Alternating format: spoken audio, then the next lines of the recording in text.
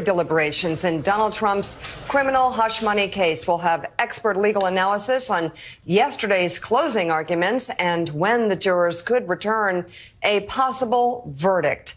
Plus, we're used to seeing followers of Donald Trump outside the courthouse, but yesterday, the Biden campaign held a surprise event there. Didn't understand that. We'll tell you who was there and dig into that campaign strategy. Also ahead, the latest from Gaza, where Israeli forces are moving into the city of Rafah. It comes days after an Israeli airstrike ignited a deadly fire at a camp for displaced Palestinians. But let's dive right into our top story. After 21 days of heated testimony, the defense and the prosecution delivered closing arguments yesterday in Donald Trump's criminal hush money trial. NBC News senior legal correspondent Laura Jarrett has a recap for us. The first trial of an American president soon in the hands of 7 men and 5 women. Prosecutors closing their case arguing former President Trump orchestrated a criminal conspiracy to influence the 2016 election, to pull the wool over voters' eyes, they say, by ordering the payoff of Stormy Daniels and then covering it all up. Prosecutor Joshua Steinglass trying to establish a pattern of Mr. Trump burying damaging stories that could derail his 2016 campaign, pointing to a key conversation secretly recorded by Mr. Trump's then attorney, Michael Cohen, the star prosecution witness, where Mr. Trump discussed an alleged payoff of a different woman, Steinglass calling it jaw-dropping. So what are we going to pay? Funding, yes. And it's all the stuff. But much of closings focused on the credibility of Cohen. Quote, "We didn't pick him up at the witness store. The defendant chose Michael Cohen," Steinglass said, acknowledging Cohen's criminal history and admitted lies under oath, but telling jurors, "You don't need Michael Cohen to connect these dots, but as the ultimate insider, he can do just that." The defense has also tried to discredit Cohen as motivated to lie, desperate to put Mr. Trump behind bars, pointing to Cohen's own podcasts. Revenge is a dish best served cold. And you better believe I want this man to go down and rot inside for what he did to me and my family. But Steinglass took that head on, arguing Cohen is understandably angry because Mr. Trump dropped him like a hot potato after the feds came calling in 2018, urging jurors to see this case not about Michael Cohen, it's about Donald Trump. In his closing arguments, Trump attorney Todd Blanche tore into the prosecution's case and its reliance on Cohen's testimony, blasting Cohen as the human embodiment of reasonable doubt, branding him the gloat, the greatest liar of all time, and the MVP of liars, saying he lied to Congress, judges, prosecutors, bankers, his family, adding he came in here, raised his right hand, and lied to each of you repeatedly, pointing to one of the trial's most dramatic moments when Cohen was confronted with phone records suggesting he never spoke to Mr. Trump about Daniels in an October 2016 phone call lasting just 96 seconds, but instead had called Mr. Trump's bodyguard to complain about a teenage prank caller. Blanche arguing he told you he spoke to President Trump. That was a lie, and he got caught red-handed. That is perjury. Blanche striking at the heart of the 34 low-level felony counts Mr. Trump faces for allegedly falsifying his business records, arguing none of the invoices, vouchers, or checks were false, saying the legal retainer language on the records wasn't criminal or sinister, but merely generated by accounting software at the Trump Organization, and there was nothing wrong with it. President Trump is innocent, Blanche said. There is no crime, period. This is not a trial that should happen. It's a very sad day. This is a dark day in America. NBC's Laura Jarrett reporting for us there. Here is the timeline for today's proceedings. Judge Juan Merchan will give the jury its instructions at 10 o'clock Eastern time. That's expected to last about an hour. After that, jury deliberation begins. The judge says the jury will deliberate until about 4:30 this afternoon. Schedules for Thursday and Friday will depend on the jury's progress. Let's bring in former litigator and MSNBC legal correspondent Lisa Rubin and former U.S. attorney and MSNBC contributor Chuck Rosenberg. Also with us, of course, the host of Way Too Early, White House bureau chief at Politico, Jonathan Lemire. Good morning to you all. So, Lisa, I'll start with you. You were at your post again yesterday down at the courthouse.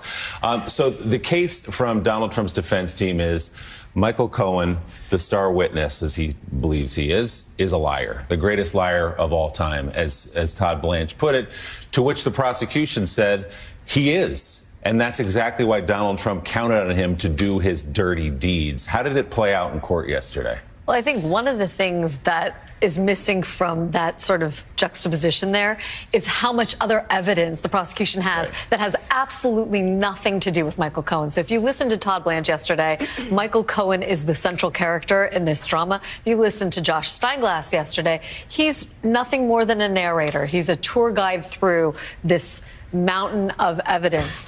I thought it played pretty well that he acknowledged what Michael Cohen is and was, because he was saying, again, you played this clip from Laura, we didn't pick him up at the witness store. We didn't choose this guy. The defendant chose this guy, and he chose him exactly for the characteristics that his lawyers are telling you now makes him quintessentially untrustworthy. And I thought that was a really good moment for Josh Steinglass, who had a number of very good moments yesterday. So, Chuck, 3 hours. We talked about this ahead of the closing arguments yesterday about just how long a day. Didn't end till 8 o'clock last night. 3 hours from Donald Trump's defense team, and then almost 5 hours from the prosecution.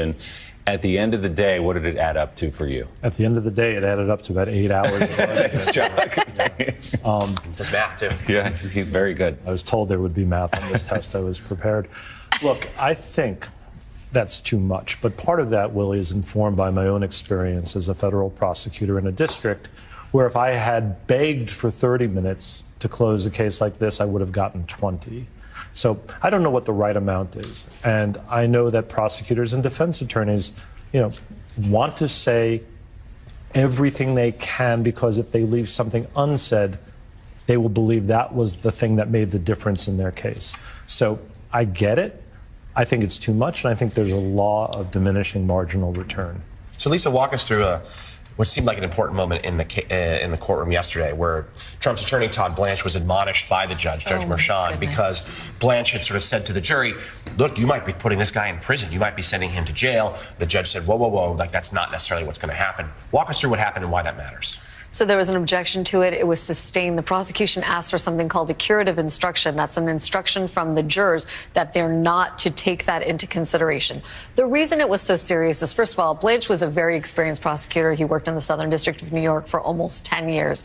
As Chuck knows, and even I know, and I was never a prosecutor, you don't mention anything in summations having to do with sentencing. Why? Because that's the province of the judge. The jury has absolutely nothing to do with the sentence. And so by raising the specter of prison, that was a big no-no, particularly given who the defendant is here, because what Blanche was trying to do was think about who you might be sending to prison. Right. This is the former president of the United States, almost trying to elevate the burden improperly. And so the curative instruction was, you're not to think about this. Sentencing is totally for me to deal with. And there's not necessarily a sentence of imprisonment that would go along with a conviction.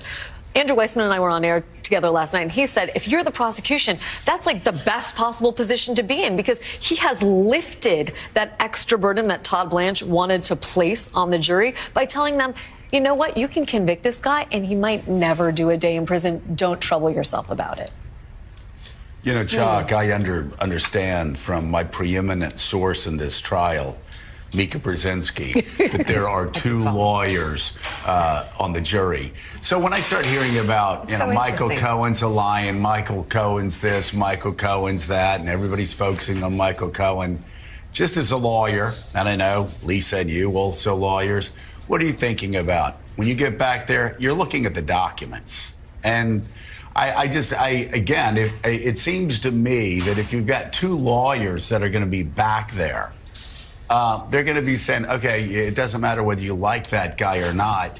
It's in the documents. We've got the evidence here, whether that evidence acquits Donald Trump or whether it convicts him. I wonder if that's your thought as well. Yeah, I agree with that, Joe. Look, if I have a good case, good evidence, good documents, good witnesses, all are welcome to the jury. Lawyers, zoologists, I don't care.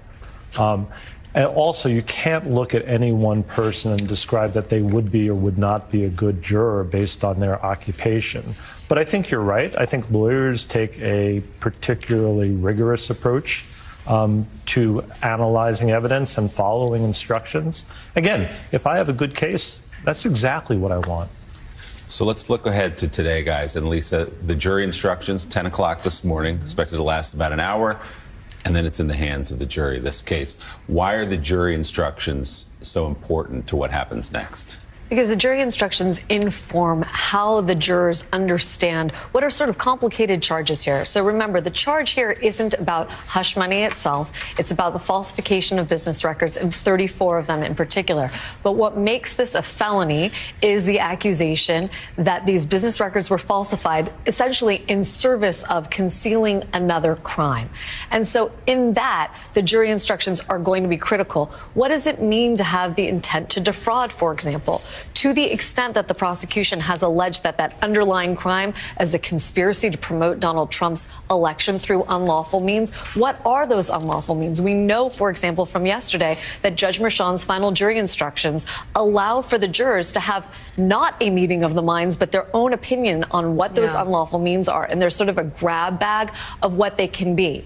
And so the jury instructions here are absolutely critical.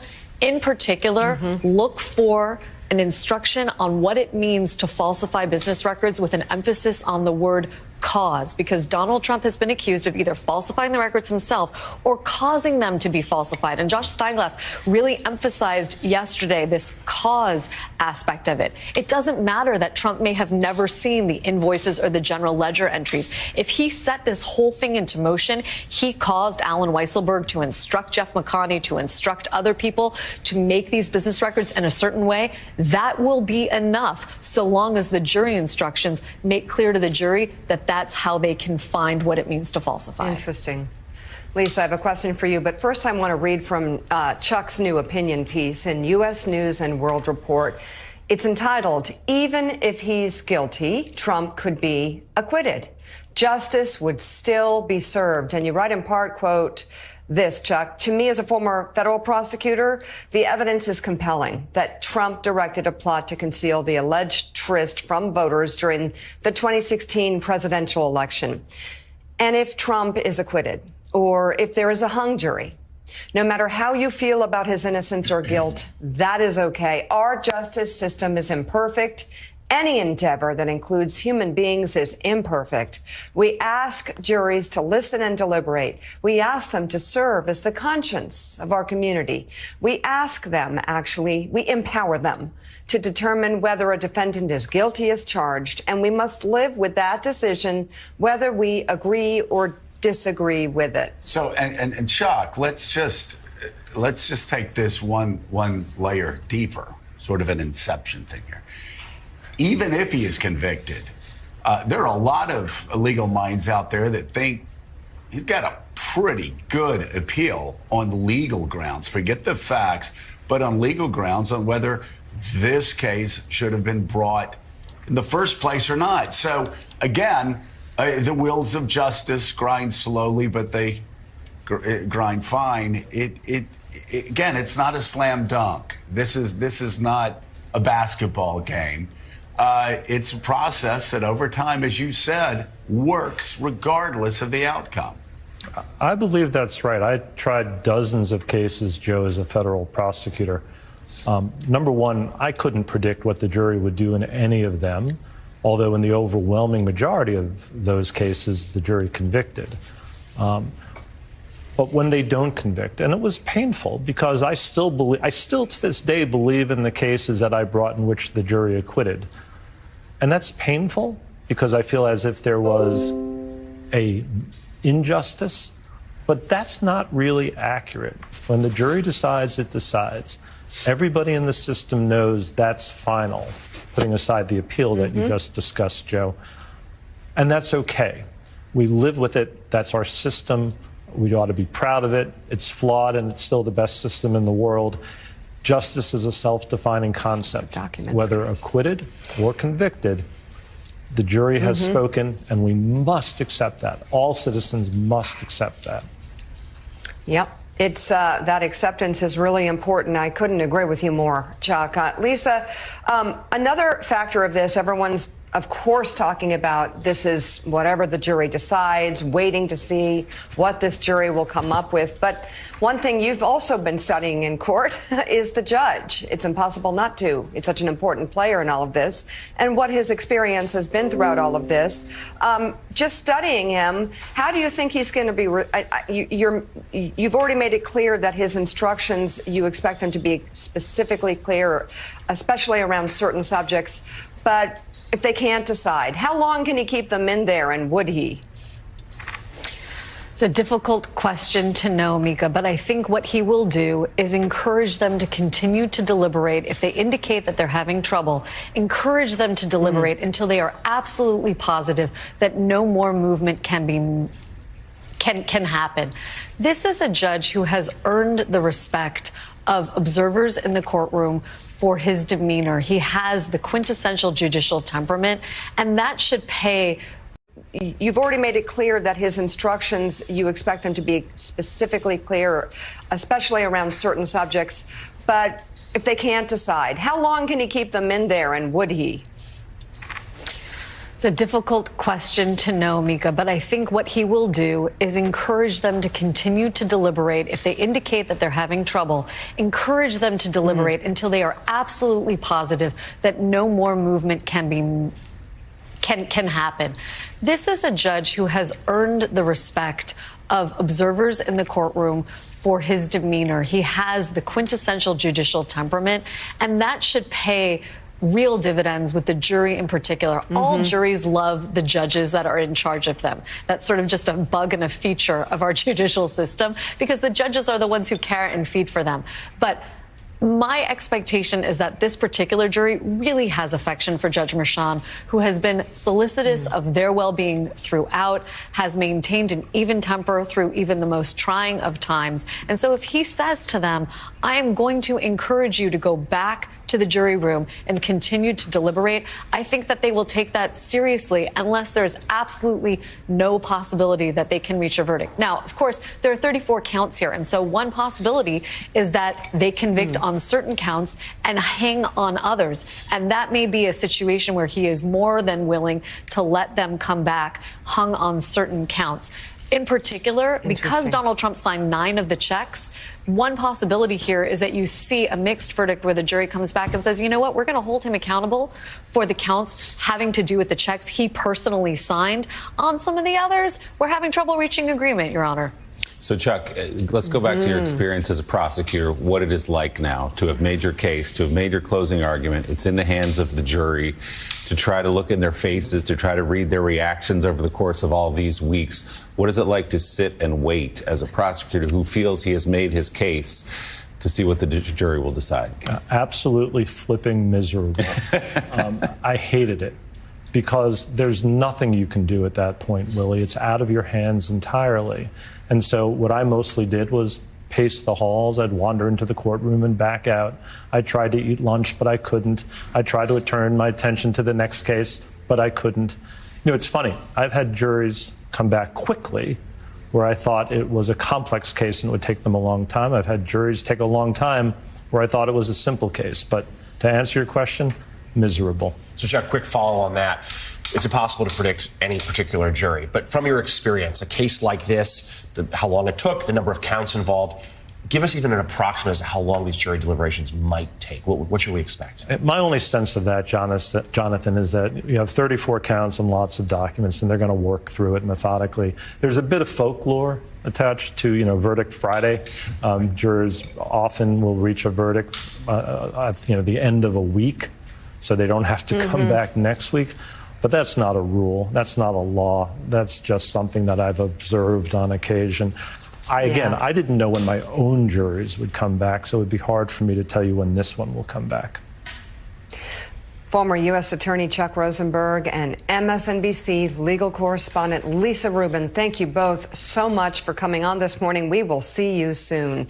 And still ahead this morning on Morning Joe, the latest from the Middle East following that deadly airstrike on a tent camp used in Israel's deadly strike on Rafah were made in the United States. That's according to the New York Times, which spoke to weapons experts and reviewed visual evidence.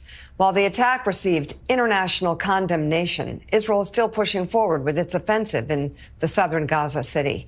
NBC News international correspondent Raf Sanchez has the latest. Palestinian families fleeing Rafah any way they can as an NBC News crew saw Israeli forces pushing into the heart of the city for the first time. But the White House says it hasn't seen evidence of Israel crossing President Biden's red lines. We still don't want to see the Israelis, as we say, smash into Rafah with large units. And we still believe that. And we haven't seen that at this point. While just outside the city, at least 21 people killed in an Israeli strike on tents along the coast, according to the health ministry in Hamas-run Gaza. The IDF denying they attacked a safe zone. It comes just 2 days after an Israeli airstrike ignited this firestorm at a different camp, killing dozens of civilians. Facing international criticism, the IDF revealing results of a preliminary investigation, saying it used small bombs to target 2 Hamas commanders, but that a secondary explosion started the enormous fire. Our munition alone could not have ignited a fire of this size. The IDF says hidden Hamas weapons might have caused the blast, but offered no firm evidence. An Israeli official earlier said a gas tank could have sparked the flames. Meanwhile, NBC News has learned the U.S. military has been forced to halt aid deliveries into Gaza by sea after 3 officials said bad weather damaged its temporary pier. This video showing part of the causeway floating away from the beach. It's the latest setback for the American aid effort after military boats washed up on the coasts of Israel and Gaza over the weekend, while a U.S. service member remains in critical condition after an accident on the pier last week. NBC's Raf Sanchez reporting for us from Israel. And joining us now, President Emeritus of the Council on Foreign Relations, Richard Haass. He's author of the weekly newsletter Home and Away, available on Substack. Richard, good morning. Always great to have you at the table with us. So let's talk about this red line. Admiral Kirby saying yesterday what we saw outside of Rafah in that refugee camp where 45 to 50 refugees were killed by an Israeli bomb or an explosion that came after the bomb in really horrific pictures that were making their way around the world. That did not cross the red line. So I mean this is a serious, not a rhetorical question. What is the red line? What does the red line mean, just so everyone watching is clear?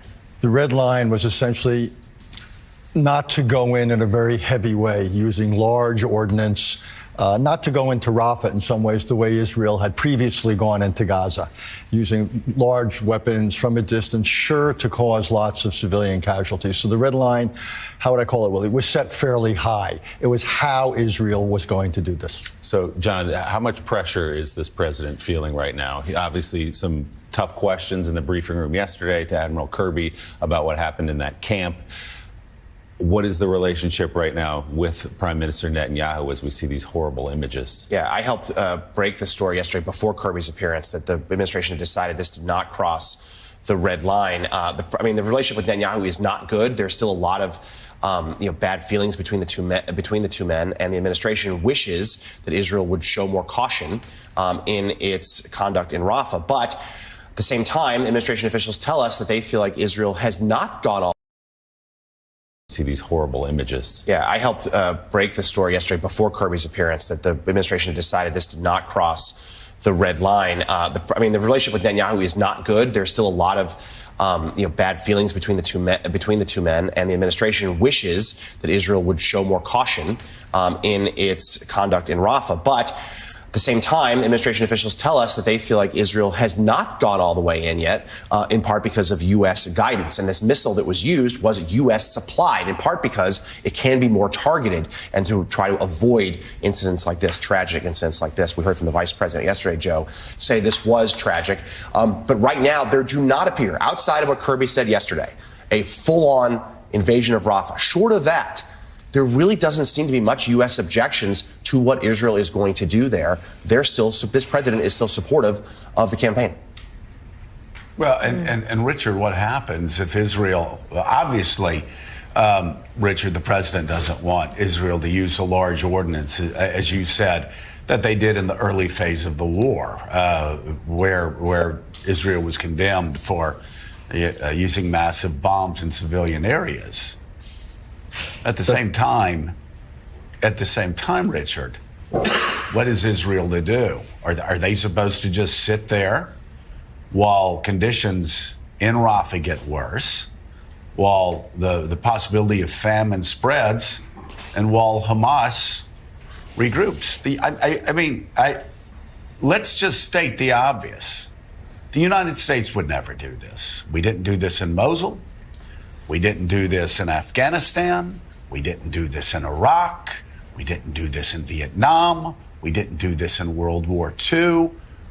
If we were struck, we struck back until we won the war. So I guess what confuses me is what is it in the United States or Israel's best interest that Israel just sits outside of Rafah and this suffering continues indefinitely? Or do they go in and kill Hamas terrorists?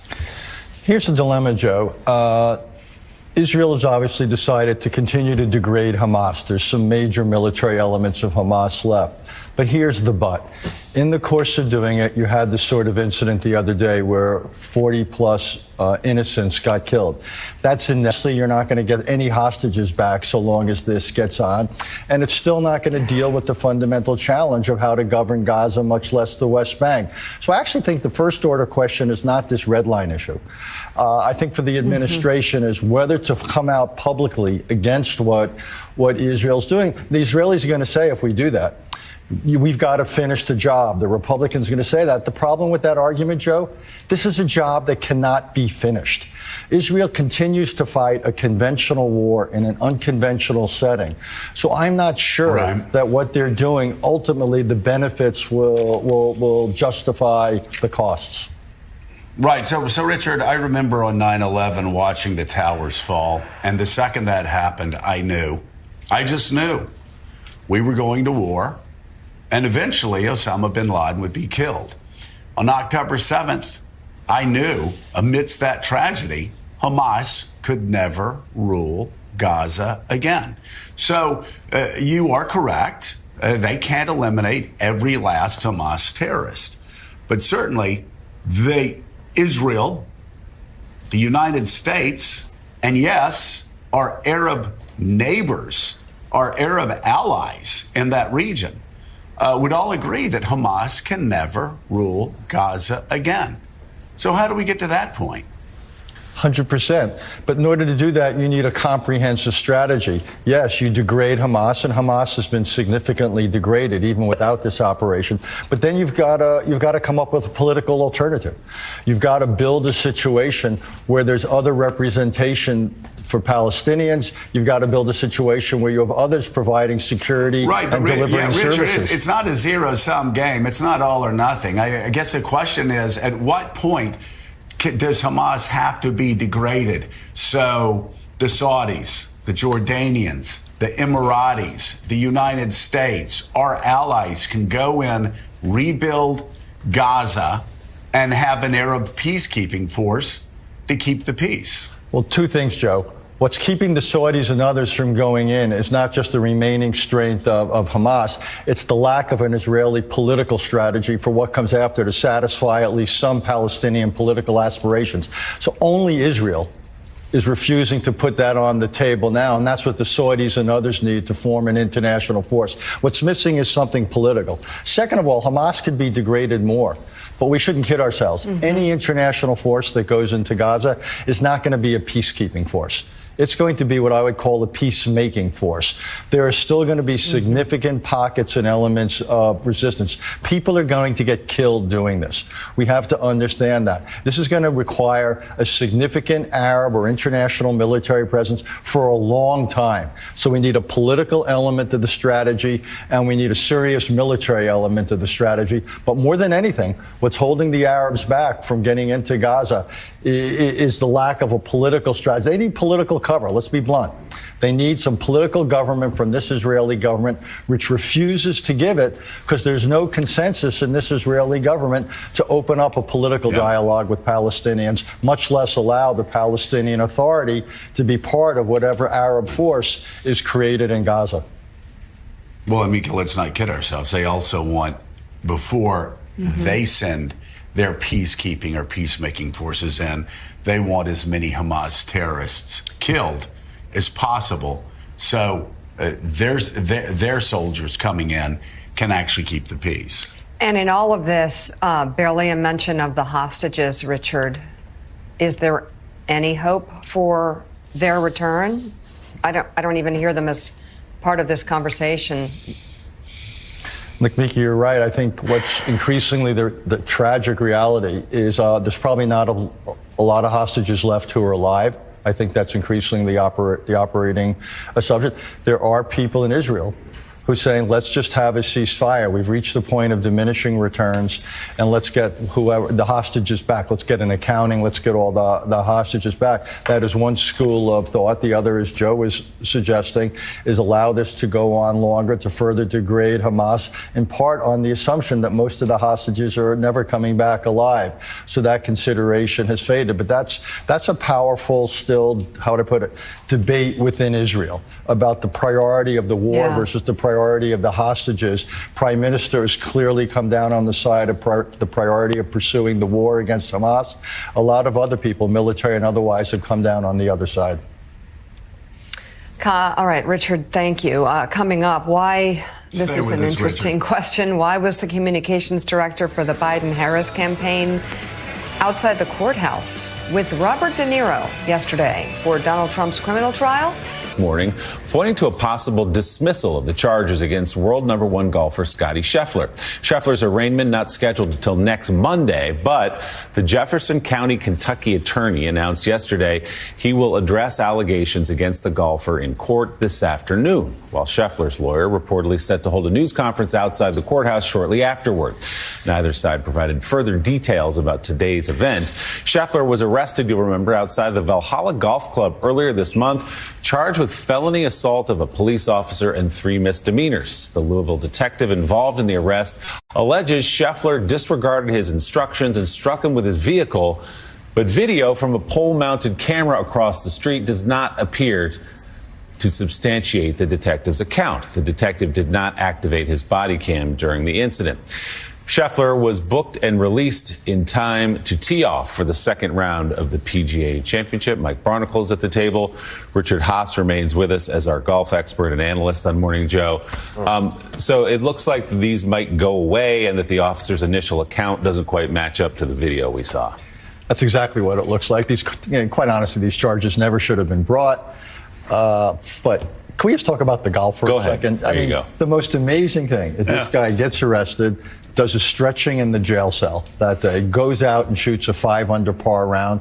I have seen athletes with the ability to compartmentalize. This sets a world record for compartmentalization. Let's just be clear there. Yeah, he said, Mike, he was sitting in the jail cell doing his stretching because he hoped he'd get to the first tee in time to play that day, and he was watching the TV through the bars on ESPN of them talking about his arrest, went out and shot 66. Next day, he kind of blew up a little bit. He said it hit him that next day. But looks like, anyway, these charges may go away. Well, first of all, it is such a relief to be talking about something like this, other than the other trial. You heard talking about criminal defendant and you got worried. I mean, yeah, I was scared. I didn't want to go there. But anyway, so 8:30 that morning, Scottie Scheffler's wearing an orange jumpsuit in prison. He's been fingerprinted. He's been booked. He's been photographed.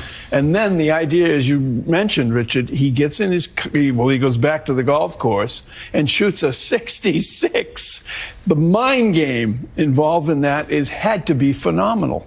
It was. He is the world's #1 for good reason.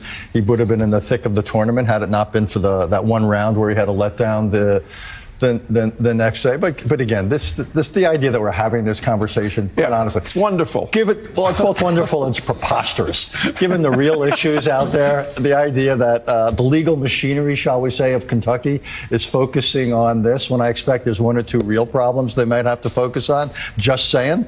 But you're happy. If you're happy, aren't you relieved that we're talking about this? I am, and I'm ready to talk about baseball, though.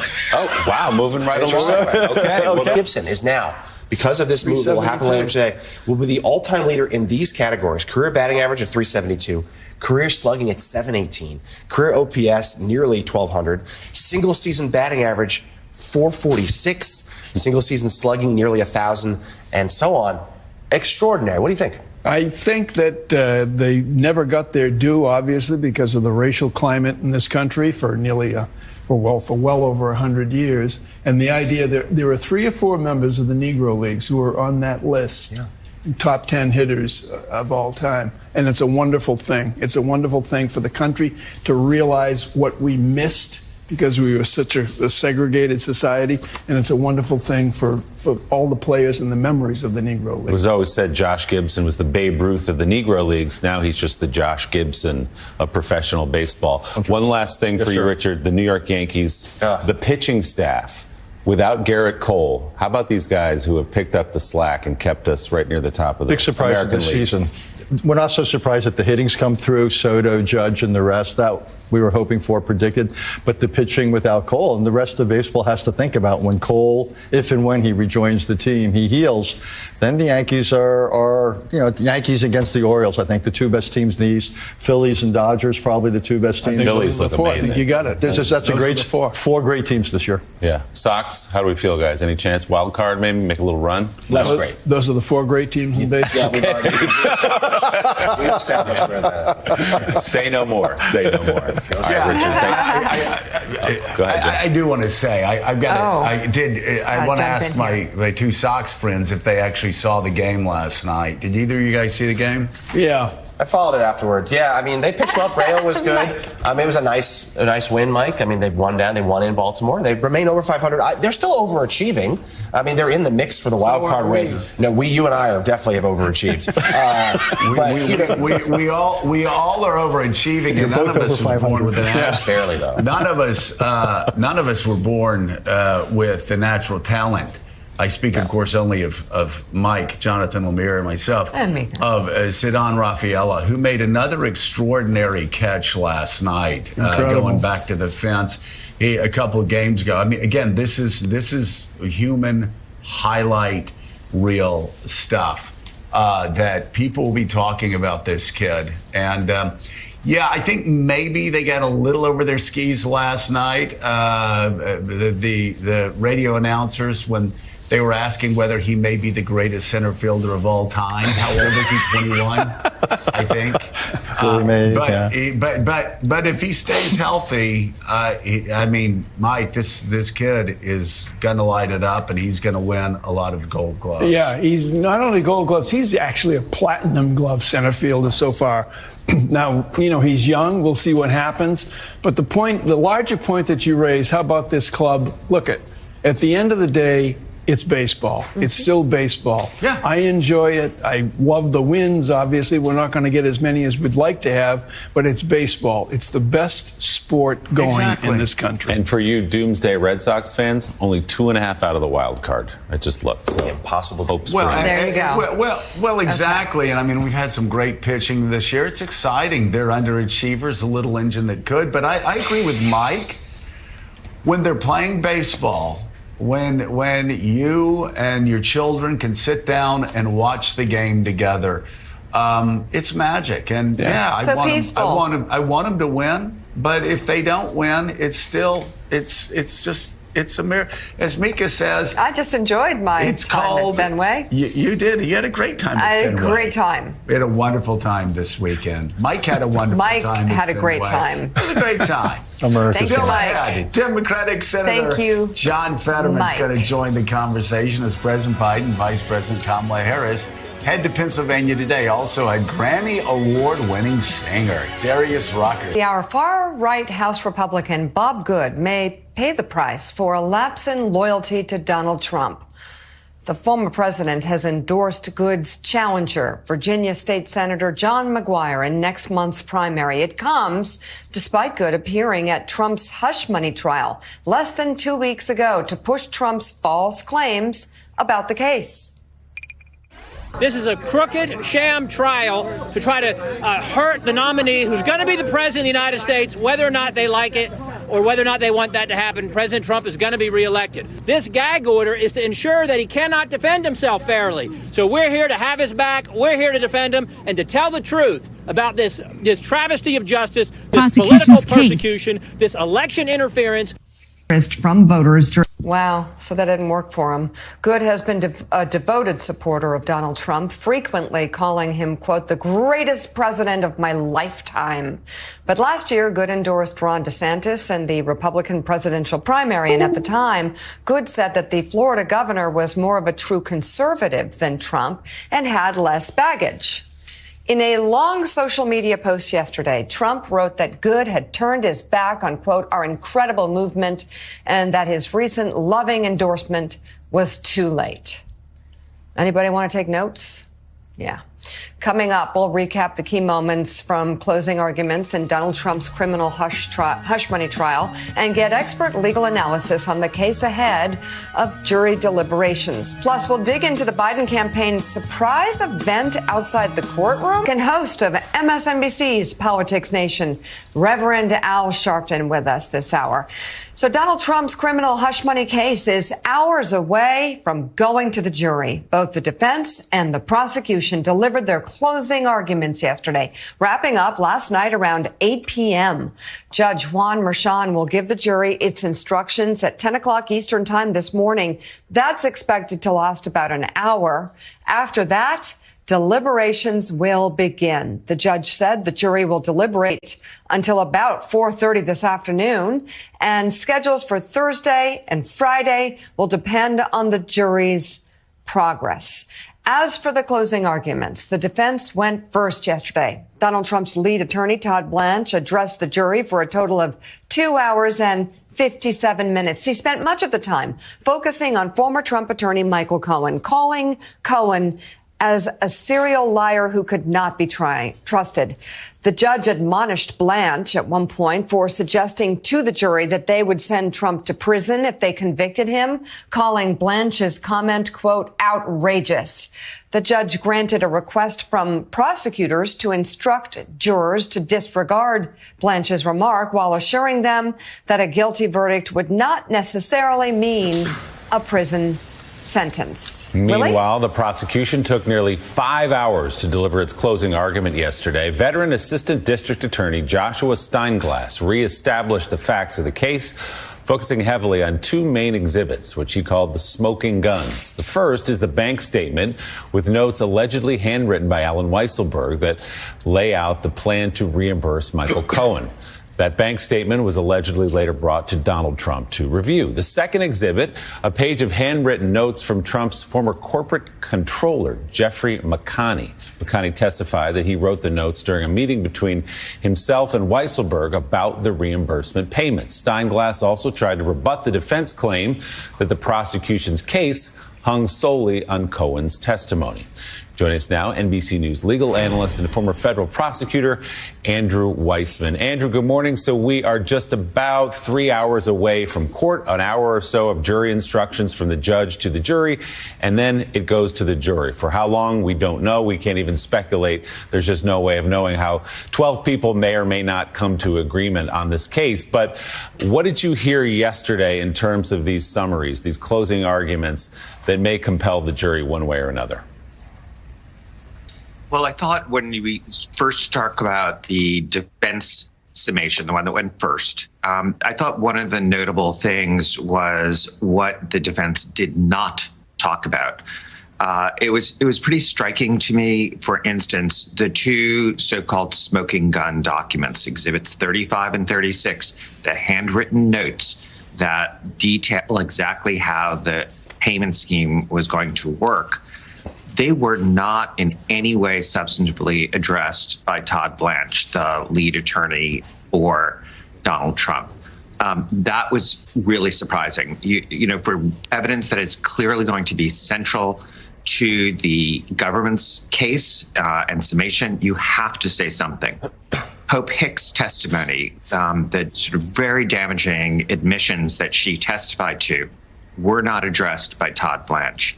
David Pecker's really damning statements were not addressed by Todd Blanche. There was just a slew of problematic evidence for the defense that Todd Blanche decided he would not address. And that is really a gift to Joshua Steinglass, the experienced DA who was giving the state's summation. And then on the state side, I think one of the reasons it was so long is because this is the former president and potentially the future president